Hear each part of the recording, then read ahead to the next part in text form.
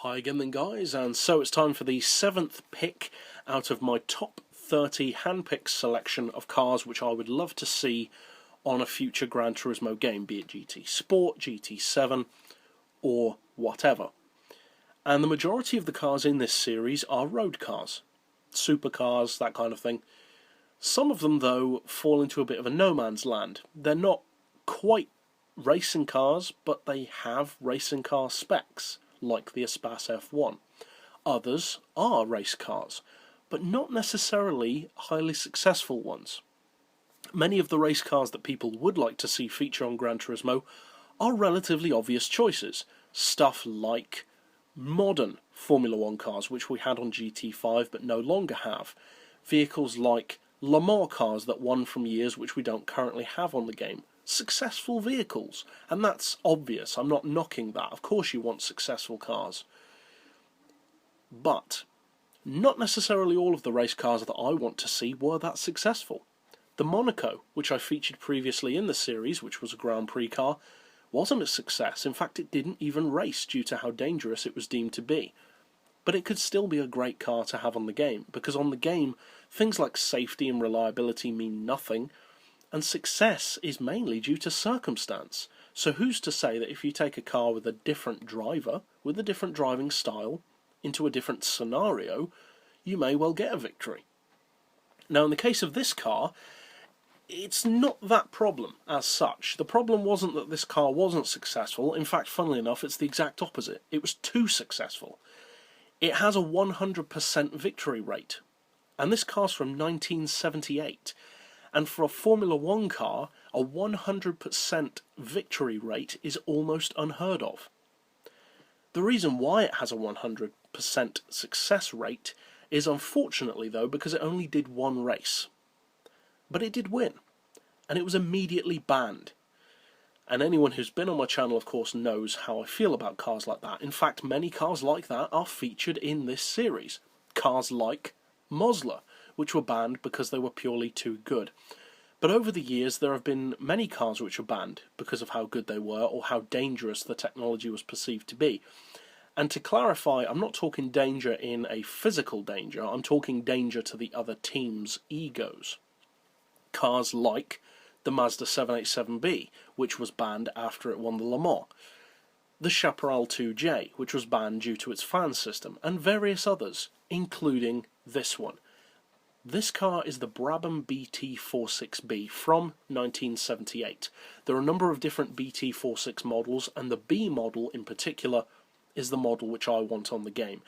And interestingly, this car is actually referenced on Gran Turismo. It's not in the game, but it is directly referenced. If you look in the information section under the Chaparral 2J, it talks about this car.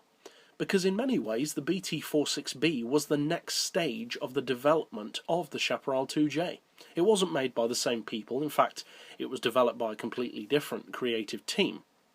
But it takes the concept that the 2J did so well and makes it even better. Because one of the problems with the 2J was reliability. It had that second engine running the fans, and if that engine breaks down, that means you immediately have virtually no downforce. Brabham weren't prepared to take that risk, so what they did was very clever, because not only were they not allowed to have a secondary engine, but the way that they did it actually turned out to be a much better method. Instead of having a second engine, they ran a complex clutch system from the transmission of the car, allowing the car's engine itself, the main engine, to run the fans. And another advantage is that the Chaparral's fan system would run at pretty much the same speed. This system increases in speed based on the RPM of the engine. So the faster the car goes, the quicker the fan spins. So not only does it have more downforce than any other Formula 1 car on the grid at low speeds, but it has the potential to be producing more of them at any speed. Now, the results in practice were that Niki Lauda drove the car to a victory of over 30 seconds ahead of the next car. That doesn't happen in Formula 1. It may have happened here or there, sometimes maybe even a bigger lead.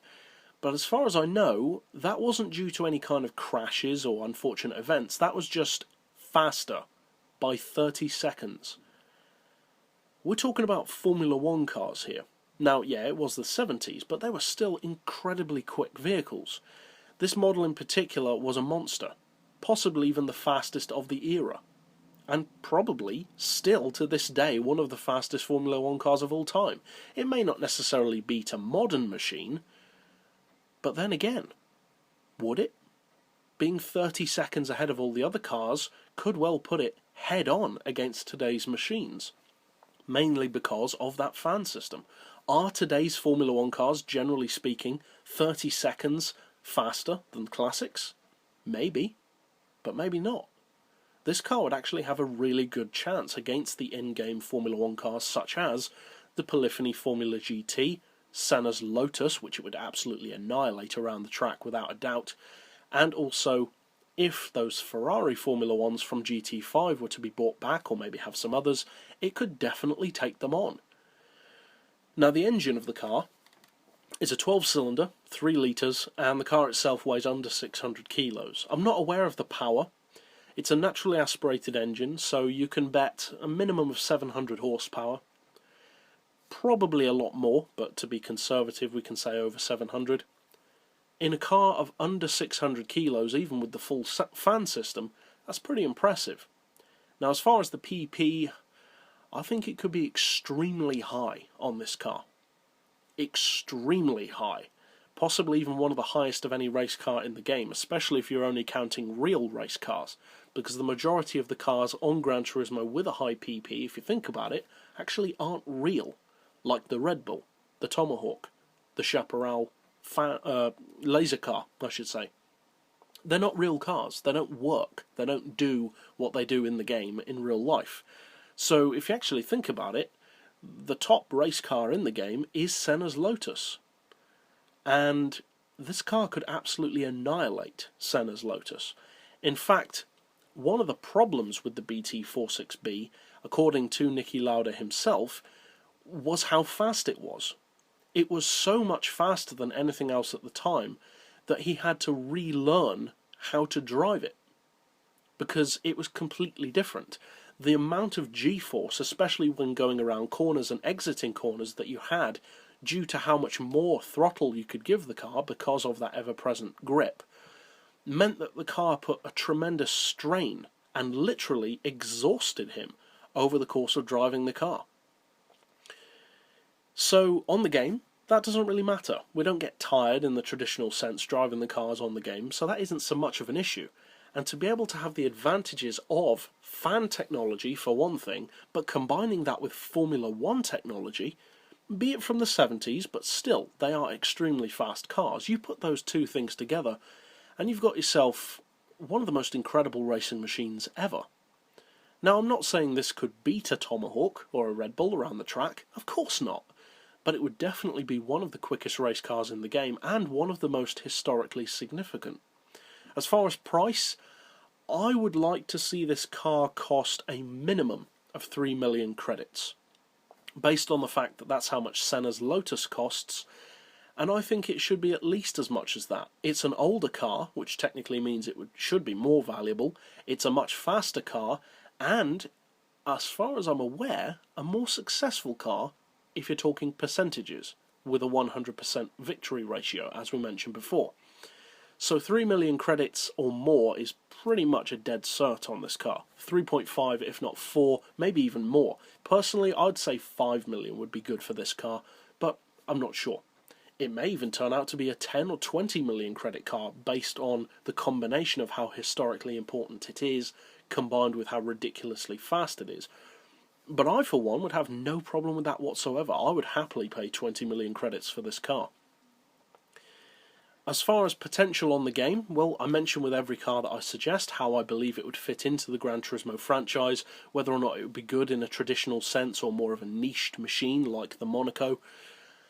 Well, as far as competitiveness, this car speaks for itself. It's one of the quickest race cars of all time, so much so that it was banned after one race.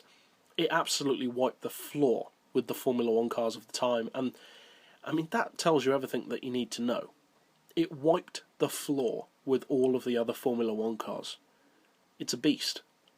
And it would most certainly be one of the quickest track-going cars on the game on GranTurismo.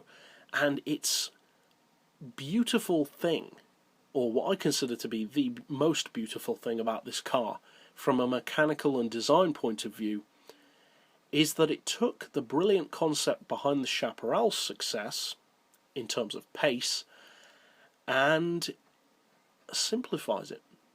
But in simplifying it, it actually made it better. It proved that you didn't need that second engine. You could delete that second engine, make it more reliable, lighter, simpler, and more efficient. It had a variety of other interesting features like a completely airtight, air-sealed engine bay, and various other things which made it a very unique car, even among Formula 1s regardless of the fan technology. It's just a very cool car in every sense, and that's coming from someone who isn't even a fan of Formula 1 cars or Grand Prix cars in general. So, that's it overall for this pick. I would love to see this car featured on the game, and I know a lot of other people would as well, especially Formula 1 fans, classic F1 in particular. So, as always, feel free to slap down in the comments below, especially if you're new to the channel, what cars you'd like to see on the game. Perhaps if you've already commented in the past, you could comment as to what cars you don't think will be on the game. Are there any vehicles which you think maybe shouldn't be on the game, that already are perhaps, or maybe that aren't? Maybe, for instance, you don't think Hummers should be on the game, or something like that. So, I'd love to hear about that down below, but for now, as always, thanks for watching.